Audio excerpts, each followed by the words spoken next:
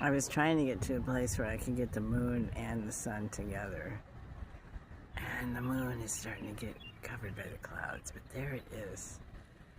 And it is July 7th, 2025. So I managed to get the moon. And let's look at the sunset quickly. Ew. Yep. As I was driving to the spot, it was beautiful. Trust me. These are beautiful. Okay, let's look at the moon again.